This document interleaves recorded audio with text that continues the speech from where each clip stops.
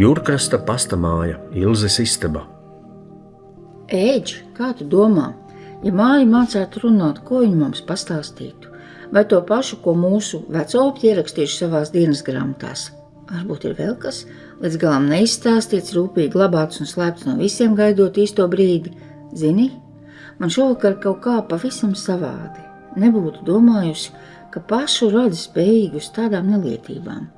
Kā lai tagad tic cilvēkiem? Kā tas nākas? Viens brālis, normāls cilvēks, otrs īsts maites gabals, kurš aci nepamirkšķinot nosūta baisā nāvē pats savus tuviniekus. Ilz gandrīz bez skaņas nočukstēja. Nu pat izlasītais bija pamatīgi uzjundījis emocijas. Viņa jutās satriekta. Tu par Albertu? Edgars pārvaicāja. Jā, viņš patiešām bija baiss nelietis, pelnījis visu, kas ar viņu notika, un vēl 10 vairāk. Bet interesanti, kā tā čūska zināja, kuram kost, un vēl tik zīmīgā brīdī. No Jēkaba dienas grāmatas. Šodien brīvības cīņu gada diena. Mums ir sava valsts, sava valoda, sava nauda. Viss ir, it kā varētu būt laimīgi, tikai nes kāpēc neesam. Trūkst saticības, strīdi un kašķi gan valdībā, gan pašu mājās. Kas tā par nelaimi, nespēt sadzīvot? Ar vectēvu Mihailu un krustēvu Augustu sēdējām kāpās un runājāmies. Pieminējām manu tēvu, saka, bijis drosmīgs un krietns vīrs, būtu gribējis viņu pazīt. Albertam Rīgā studējot sanākušas pamatīgas ziepes ar kādu meiteni. Esot kaut kā sašmucējies, piedzēries un mēģinājis pastrādāt vairsdarbus, tāpēc atskaitīts. Augusts neko vairāk nestāsta. Tagad no Alberts dzīvošot mājās, palīdzēšot Augustam pasta darbos. Kad tad? Tas tev gan strādās, dienām guļ, bet naktīs dedzina tik elektrību, pīpu un klausās platis. Alvīns tante staigā klepodama un sārtām acīm. Augusts nemitīgi bars, bet Alfrēds vecāko brāli saukā par krievmīli. Kaut kas neticams. Alberts izspieda vecmāmiņu Luīzi no viņas dzīvokļa. Vispirms čīkstēja, ka lejas dzīvoklī šiem visiem 4 par šauru. Viņš jau esot pieaudzis, viņam vajagot pašam savu kaktu. Lūk, Ome augšā viena pati dzīvo 3 istabās, iešot pie viņas. Iekortelējās Luīzes tantes azotē, dažas nedēļas patēloja mīļo mazdēliņu un pēkšņi blaukš Omcei būšot labāk lejā pie Augusta. 1. stāvs, radiņi, blakus, citādi, kas viss tik vecam cilvēkam nevar gadīties, un vispār viņš, Alberts, grasās precēties, bet jaunai ģimenei jādzīvo atsevišķi no večiem. Satriektā Luīzes tante viņam pateikusi zīmīgus vārdus. Ja tavs vectēvs nebūtu jau nomiris, viņš tagad to izdarītu vēlreiz, uzzinot kādu čuseli, ucinājis uz ceļiem. Abi ar Alfredu pārjurģojām vecmāmiņu Luīzi uz Augusta dzīvokli. Alberts nepiedalījās, aizskrējis pie brūtes. Dīvains vārds Emma Stagars. Bija atvedis atrādīt gatavā asaka, puskrieviete, acis mazas un ļaunas. Viņas vecais Krievijā palīdzējis taisīt revolūciju. Augusts ar vecāko dēlu vairs nerunā, pat nesveicinās. Uz kāzām negāja. Alvīna staigā melna, kā negājas mākonis sarkans araudātām acīm, esot kauns no ļaudīm. Puikas, lieciet aiz aus un vienmēr atcerieties, lai kas notiktu, sūtījumi jāpiegādā adresātam. Ja tas nav izdarāms uzreiz, jāizdara vēlāk, tik līdz iespējams. Pastniekam jābūt neitrālam, vēstules gaida visi. Reizēm no viena teikuma atkarīga visa cilvēka dzīve. Puikas, iegaumējiet, pastnieks nekad nebāž degunu svešos noslēpumos, nelasa svešas vēstules, nepiesavinās cita mantas un naudu. Augusts nolēma Alberta vietā pastas zinībās apmācīt mani, lai mēs ar Alfredu kļūtu par jauno maiņu. 2 reizes nedēļā Veipelī mācāmies telegrāfistu kursos. Pēc vidusskolas mūs sūtīšot uz Rīgas valsts tehnikuma jauno elektrotehnikas nodaļu. Tur sekmīgiem studentiem maksā stipendiju un dod vietu kopmītnēs. Alfredam tas prieks tiks ātrāk, es tikmēr pastrādāšu par mācekli. Arī tā var apgūt arodu. Albertam ar Emmu ir 2 puikas, Osvalds un Ārvils. Augriezdamies ļoti skaļi un trokšņaini, aurodam skraida pa visu pastamāju, visu plēš, gāž un nošmulē. Alvīna vairāk kārt mēģinājusi runāt ar Emmu, lai taču pieskata savus bērnus. Tā atrunājas, bērni ir bērni, viņiem jākustas. Vadzis lūza, kad sīkie leizstāvā no pasta priekštelpas nočiepa Mihēla pasta somu un noslīcināja to lietus ūdens mucā. Vēstules izmirka, adreses kļuva nesalasāmas. Augusts tā bļāva uz Albertu Nēmu, ka rībēja viss jūrkrasts. Vai nu jūs, dīgdieņi, sāksiet pieskatīt savus rupučus un kaut reizi mūžā noslaucīsiet durvi priekšu, vai arī jums nāksies no šejienes izvākties. Interesanti, no kā Alberts ar ģimeni dzīvo. Viņš taču nekur nestrādā. Vai tiešām Augusts un Alvīna viņus joprojām uztur? Varbūt naudu dod vecie Stagari? Tā gan nav mana darīšana. Pie Augusta šodien bija Latvijas armijas pārstāvji, lielās šķinās. Ilgi runājās aiz slēgtām durvīm. Kad viņi aizbrauca, Augusts krietnu stundu nenāca laukā. Tad iesauca mūs ar Alfredu pie sevis un nopietni noteica: valstī briestot pārmaiņas. Eiropā notiekot baisas lietas, vara pāriet diktatoru rokās. Stingri brīdināja turēties nostāk no visādiem pulciņiem un apvienībām. Rau Alberts sasējies ar pasarkaniem zociķiem, skraidot uz Veipili, kur šiem notiekot sapulces, izvirzījies rīkotāja priekšgalā, aģitējot par komunisma uzvaru pasaulē, muļķis. Kad tik nu tagad visiem nesanāk nepatikšanas, tā ir politiska lieta. Pastmeistari nedrīkst būt politiski angažēti. Pasts apkalpo visus. Nav taču cara laiki, kad teju visi sūtījumi tika caurskatīti, korespondence cenzēta, bet katrā pasta kantorī tupēja maskējas špiks. Brīdinātājiem bija taisnība. Pārmaiņas tiešām ir nopietnas. Kas būtu domājis, ka Ulmans rīkosies tik radikāli, likvidēs partijas, ietupinās sarkanos, bet studējošos digdiņus aizsūtīs uz laukiem palīdzēt saimniekiem.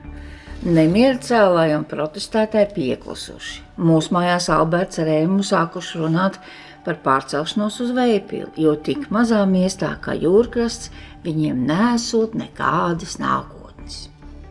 Šovasar pasta mājā līgojam un kāzojam vienlaikus. Jaunais pāris tik skaists, ka mana māmuļa apraudas. Alfrēds atgādinot Adriānu, manu tēvu. Jaunie apmetas uz dzīvi lejasstāvā pastmeistaru dzīvoklī. Izrādās prātīgi izplānojot, vietas pietiek visiem. Gan Augustam ar Alvīni, gan Omei Luīzei, gan Alfredam ar Liliju. Alberts ar savu asaku visu laiku ņērakst, ka viņiem augstāvu mazajā dzīvoklī esot par šauru.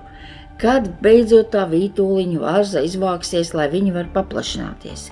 Pasaules karš sen beidzies, sabumbotās vabas atjaunotas, diedelniekiem jādodas uz savām mājām. Tur taču dzīvo vītoliņi, nu tad. Vītoliņa māte tādos brīžos vienās asarās ieslēdz dzīvoklī un dienām nerādas sētā. Tikai Vilis, otrais pastnieks, drūmā ģīmī strādā pasta zālē. Reiz šādā brīdī gaitenī nejauši ietrāpās Augusts. Izdzirdējis vecākā dēla nelietīgo runu, bez neviena vārda viņa pamatīgi iepļaukā un piespiež uz vietas atvainoties vītoliņa mātei. Tad strupi noteica: jums ar Emmu laiks izvākties. Pasta mājā dzīvo tikai tie, kas piederīgi pastnieku arodam un šai ģimenei. Diedelniekiem te nav vietas. Šos pērku un dimdošos vārdus dzird visi, nevar nedzirdēt. Tāpat kā Alberta nepilno kliedzienu. Labi, mēs aizbrauksim, bet tu vecais ķēms to smagi nožēlosi. Tomēr Alberts neizvācas. Tikai sāk braukāt uz Veipili, it kā uz darbu. Viņam parādās kravas auto. Pirmdienas rītā prom, piektdienas vakarā atpakaļ. Nedēļu darbā, brīvdienās mājās. Esot iekārtojies tirgu par šoferi ekspedītoru, vadājot pa laukiem rūpniecības preces, bet pretī uzpērkot zivis, gaļu un dārziņus. Savai iztikšanai sanākot. Emma kļūsi pārsteidzoši klusa un gandrīz nemanāma. Mūsu mājās lieli prieki. Alfredam ar Liliju stāķis atnes dēliņu. Ko domājies? Man būs krustdēls. Par krustmāti aicināta vītoliņa vecākā meita Valija, tajā arī drīz būs kāzas, precēsies ar zvejnieku Māri Enkuru jauno saimnieku Valdi Buti. Žēl, ka man nav savas kundzes. Mazais vīriņš tiek pie vārda Gustavs, par godu opiem Augustam. Baznīcā kristību ceremonijas laikā mūsu bargais pastmeisters aizkustinājumās lauka asaras kuplajās ūsās. Kādu dienu pie Augusta atkal ierodas vīri Latvijas armijas formās. Atkal slepenas sarunas pastmeistaru kabinetā.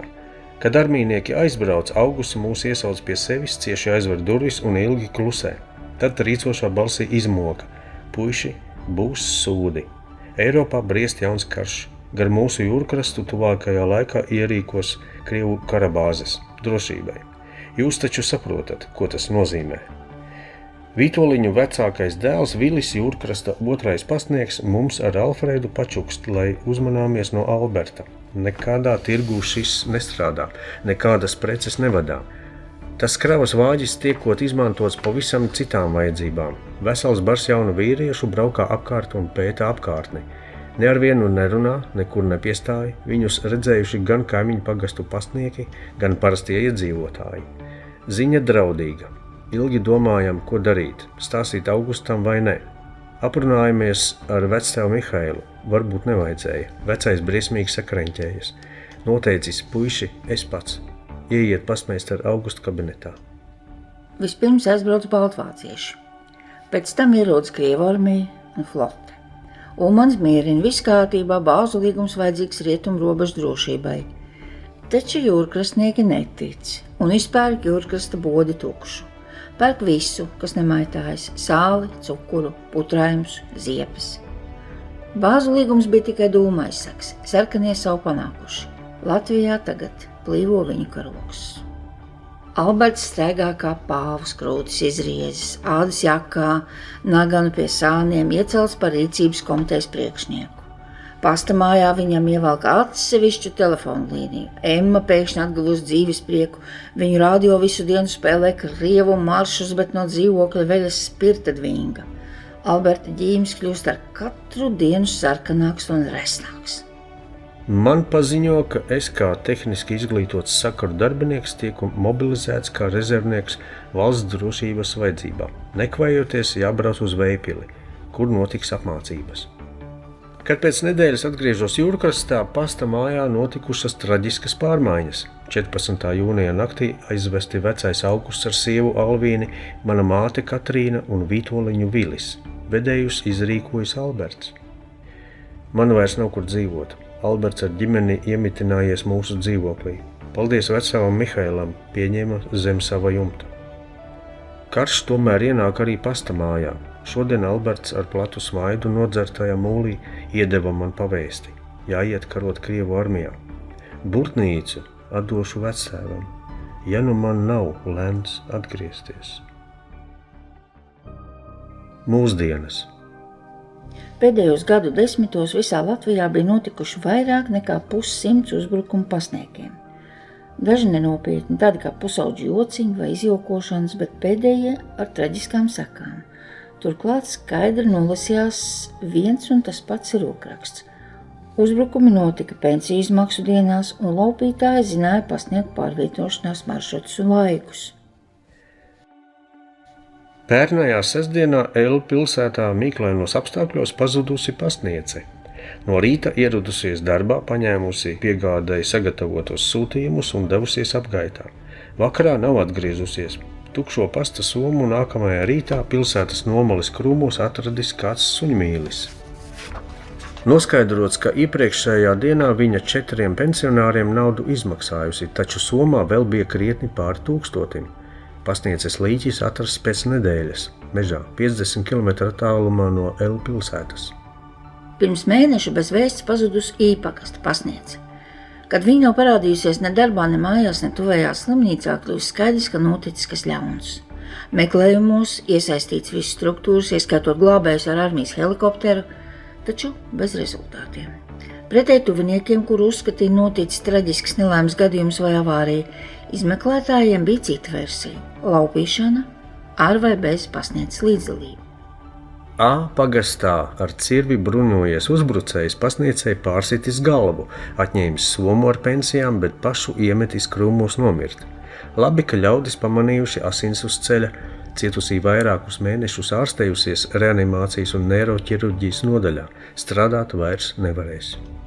Elu rajonā laupītāja banda, nogalinot 2 un ievainojot 1 pasta darbinieku, nolaupījusi inkasācijai paredzētos 200 000.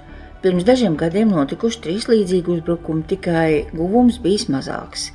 Tagad pasta ministrijas vadība aizliegus darbiniekiem runāt par notikušo darbu drošību un riskiem. Draudot ar atlaišanu, slēpj acīm redzamo. Pastnieki nav pasargāti no uzbrukumiem un nāvis. Pērn pret pasniekiem vērstu laupīšanu virkne notikusi 6 pilsētās. Scenārijs identisks. Vairāki vīrieši maskās, upuri, pasnieces, sievietes, uzbrukums ātrs un nežēlīgs, smagi piekaujot un aplaupot. Krustmāmiņ, tu gribi teikt, ka mūsu dārgā radiniece Ilga Zeltgala varētu būt iejaukta to laiku laupīšanās? Ilzes tā jau lielās acis bija kļuvušas pilnīgi apaļas. Ko nu es varu teikt, ko neteikt, taču savādi tas viss bija gan. Viņa pastā nostrādāja līdz 1000 gadai un tad pēkšņi pārkvalificējās par sava tēva Osvalda Trēmeņa palīdzi. Uzvārdi dažādi, nevienai pārbaudai acīs nedūrās, tieši laikā, lai viņš pensijā aizejot, varētu turēt roku uz pulsa un ietekmēt procesus. Jo pašvaldībā īstajā vietā būtu ielikts īstais cilvēks.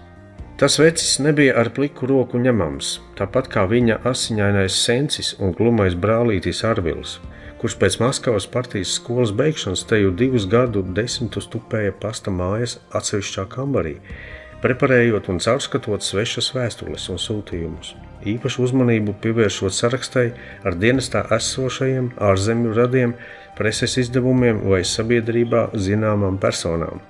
Šādu pārbaužu rezultātā daudzas vēstules un paciņas pazuda, tā arī nesasniedzot adresātu, bet rakstītājiem un sūtītājiem gadījās lielākas vai mazākas audzinošas nepatikšanas. To sauca par sabiedrības temperatūras mērīšanu, un mērītājiem regulāri vajadzēja atskaitīties augšām. Starp citu, viņš nemitīgi uzmācās manai mātei Martai. Mūsu Gustava onkulis to sarkano glumzi nevarēja ciest, neviens nevarēja. Laikam tāpēc šis ņēma tik nelabu galu. Kāds viņu sabakstīja ar duncīti. Krustmāmiņ, tu gribi teikt, ka Osvalds un Ilga bija tās noziedzīgās schēmas daļa? Esmu pārliecināta, ka ne tikai daļa. Viņi bija tās radītāji. Nesen izlasīju dziļu domu. Jebkura sistēma pati rada noziedzniekus, jo, lai tā pastāvētu, tai visu laiku ar kaut ko ir jācīnās. Pretējā gadījumā sistēma nav vajadzīga.